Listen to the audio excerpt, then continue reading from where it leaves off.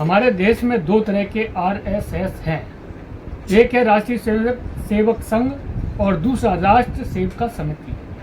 जहां राष्ट्रीय स्वयंसेवक संघ के 100 वर्ष पूरे हो रहे हैं, वहीं राष्ट्र सेविका समिति के 90 वर्ष विजयदशमी पर पूरे होने जा रहे हैं। दोनों संगठनों का उद्देश्य सेवा भाव के माध्यम से राष्ट्र एवं व्यक्ति निर्माण करना है। दोनों संगठन इस कार्य को आज़ादी से पहले अपने कर्तव्यों को बगैर किसी गतिरोध के अनुकरण कर रहे हैं। सेवक एवं सेविकाओं का सामंजस्य आम जन को आश्चर्यचकित कर देता है। प्रचारकाएं किसी भी प्रचारक की तुलना में कुछ कम सेवा कार्य नहीं करती हैं। दोनों संगठनों का ध्वज एक है, किंतु प्रार्थना अलग है, लेकिन भाव एक ही है। नोएडा महानगर में राष्ट्र सेविका समिति की कमान इंद्राणी मुखर्जी ने संभाली हुई है और वह महिलाओं को एकजुट एवं प्रशिक्षण देने के लिए हमेशा तत्पर रहती हैं। श्रीमती मुखर्जी इस समय राष्ट्र सेविका समिति की प्रांत सह बौद्धिक प्रमुख हैं। हमने जब उनसे 90 वर्ष पूरे होने के मौके पर बात की तो उन्होंने बताया कि हमारा संगठन खेल खेल में जहां संस्कार देता है, वहीं व्यक्ति एवं राष्ट्र निर्माण में अग्रणी भूमिका निभाता चला आ रहा है। नमस्कार, मेरा नाम इंद्राणी मुखर्जी है और मैं राष्ट्र सेविका समिति की एक कार्यकर्ता हूँ। वर्तमान में प्रांत सह बौद्धिक प्रमुख मेरठ प्रांत का दायित्व है। तो आज मैं इस वीडियो के माध्यम से आप लोगों को बताना चाहूँगी थोड़ा बहुत राष्ट्र सेविका समिति के विषय में। ये संगठन की स्थापना हुई थी 1936 में, जब हमारा देश स्वतंत्र भी नहीं हुआ था, और इसकी संस्थापिका थी वंदनीय मौसी जी, जिन्हें हम प्यार से वंदनीय मौसी जी कहते हैं। उनका वास्तविक नाम था लक्ष्मीबाई केलकर। उन्होंने इस संगठन की स्थापना 1936 में विजयदशमी के दिन वर्धा में की थी। और जिस संगठन की स्थापना उन्होंने स्वतंत्रता पूर्व इतने वर्षों पूर्व करी थी, एक छोटा सा पौधा लगाया था, आज उसने एक विशाल वटवृक्ष का रूप ले लिया है और विश्व के लगभग 40 देशों में राष्ट्र सेविका समिति की शाखाएं चल रही हैं और लाखों सेविकाएं अपने राष्ट्र, धर्म और समाज के लिए कार्य कर रही हैं। और ये जो संगठन है, ये हमारी जो महिलाएं हैं, हमारा जो आधा समाज है, उसको कोशिश करती है कि वो अपने शारीरिक, मानसिक और बौद्धिक रूप से उसे सुनियोजित कर सके और उन्हें आगे बढ़ा सके, ताकि उनका चहुमुखी विकास हो और विकास के रास्ते पर लाते हुए अपने राष्ट्र को भी विकास के रास्ते पर ले जाए।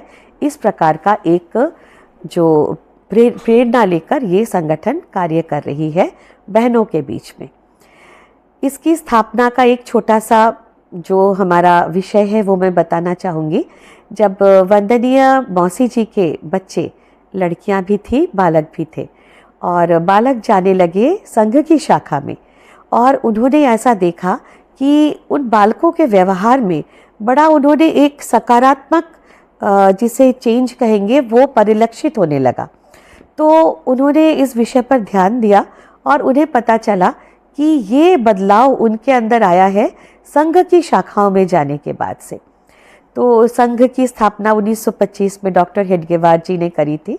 तो वो गई डॉक्टर हेडगेवार जी से मिलने और उन्होंने उनसे अनुरोध किया कि आप बालिकाओं को भी अपनी शाखाओं में आने दें। तो डॉक्टर साहब ने कहा कि हम बालिकाओं को तो नहीं आने दे सकते, परंतु यदि इसी दर्शन पर आधारित आप बहनों का एक संगठन अगर शुरू करना चाहे तो हमारा पूर्ण समर्थन रहेगा, हमारा पूरा सहयोग रहेगा। तो डॉक्टर हेडगेवार जी की इन्हीं विचारों से, इन्हीं बातों से प्रेरणा लेकर मौसी जी ने संकल्प लिया कि वो बहनों के लिए भी इसी दर्शन पर आधारित, राष्ट्रभक्ति के दर्शन पर आधारित एक संगठन की स्थापना करेंगी। और 5 बहनों के साथ उन्होंने इस कार्य को शुरू किया और इसे मूर्त रूप दिया 1936 में वर्धा में विजयदशमी के दिन राष्ट्र सेविका समिति की स्थापना करके। और हमारी जो यहाँ पर शाखाएं चलती हैं, शाखा आपको पता ही है कि हमारी जो संगठन है उसकी इकाई है शाखा, और शाखा के द्वारा हम व्यक्ति निर्माण करते हैं। और उद्देश्य भी यही है कि एक तेजस्वी राष्ट्र का निर्माण करें। और कैसे करें?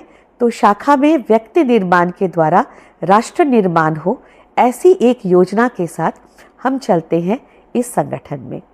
और इस संगठन का स्वरूप जो है वो कुछ इस प्रकार का है कि जैसे संघ का भी है उसी प्रकार का स्वरूप है यहाँ पर भी।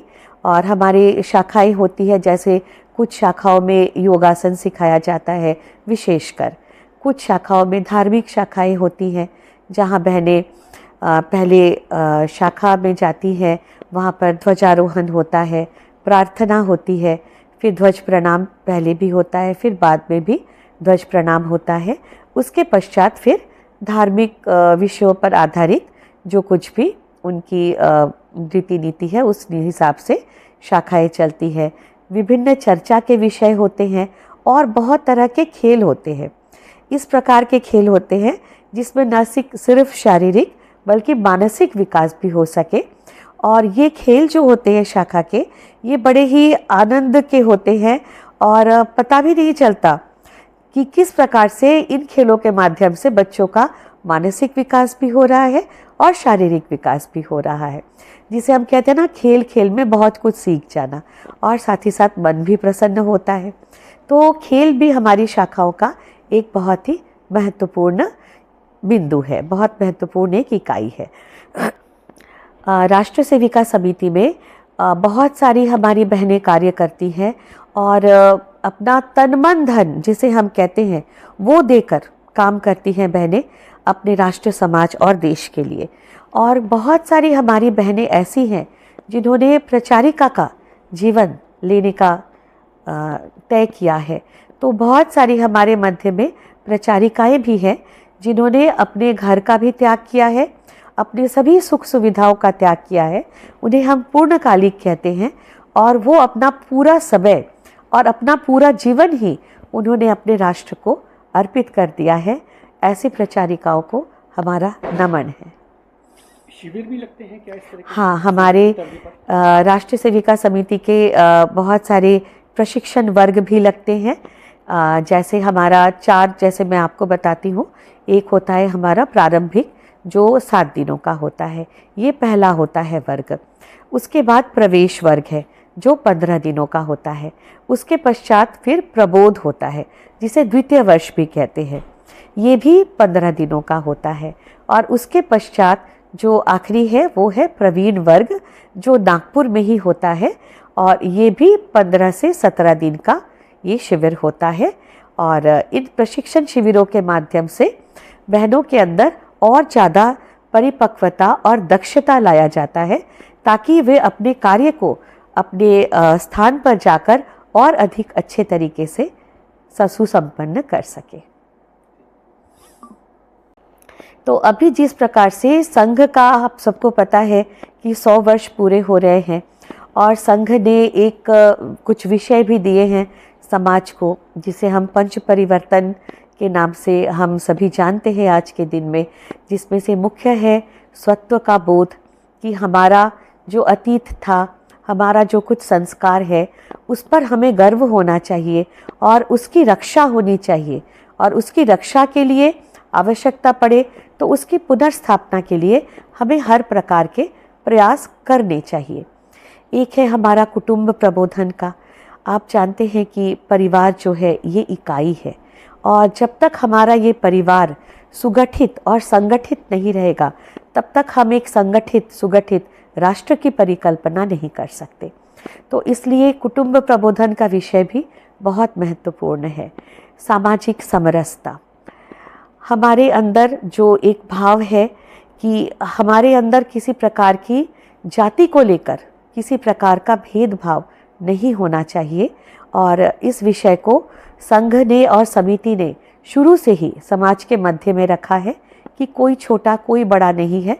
ये जिसने भी संघ या समिति के जिसने भी वर्गों में गए हैं उन्होंने इसका अनुभव भी किया होगा कि किसी प्रकार का कोई छोटा बड़ा कुछ नहीं होता। हम सभी समान हैं, हम सभी भारतीय हैं, हम सभी एक राष्ट्र के हैं और इस पर हमें गर्व है। सिर्फ यही विषय होता है। फिर चौथा विषय हमारा आ जाता है स्वत्व, समरसता, कुटुंब प्रबोधन, पर्यावरण। पर्यावरण हमारा एक ऐसा विषय है कि आज जो हमारा विश्व है एक बहुत ही एज पर खड़ा है, हम कह सकते हैं, क्योंकि थोड़ा सा भी अगर इसकी जो बैलेंस है इस पे अगर थोड़ा इधर उधर हुआ तो मानवता का विनाश हो सकता है।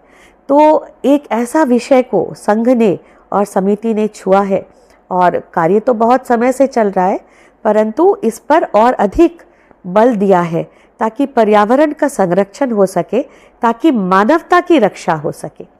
तो ये विषय भी बहुत महत्वपूर्ण है। और फिर आता है हमारा नागरिक कर्तव्य। अधिकारों की बात तो सभी करते हैं, परंतु अधिकारों की बात करते समय हम ये भूल जाते हैं कि हमारे कर्तव्य क्या है। और एक राष्ट्र तब तक उन्नति नहीं कर सकता जब तक उसके नागरिकों को अपने कर्तव्य का बोध ना हो। तो हमारे जो नागरिक कर्तव्य हैं उसका बोध होना बहुत आवश्यक है हमारे राष्ट्र को, हमारे समाज को आगे बढ़ाने के लिए। तो ये तो बड़े ही आनंद का विषय है कि संघ का ये 100 वर्ष हुआ है और बहुत सारी तैयारियां भी चल रही हैं इसे मनाने के लिए, और हम इसको मना भी रहे हैं 100 वर्ष। साथ ही साथ राष्ट्र सेविका समिति के भी 90 वर्ष पूरे हो रहे हैं इसी विजयादशमी से। तो हमारे राष्ट्रीय सेविका समिति के लिए भी ये बड़ी ही खुशी का विषय है और बहुत सारे कार्यक्रम इस विषय पर होने वाले हैं जो कि आगे चलकर बहुत जल्द समाज के बीच में आएगा। तो हमारा आप सभी से ऐसा निवेदन है कि आप जुड़े संगठन से और राष्ट्र, धर्म और समाज के हित में अपने हिस्से का गिलहरी सहयोग अवश्य करें। इसी आशा के साथ अपनी वाणी को विराम देती हूँ। वंदे मातरम। इसमें एक चीज़ है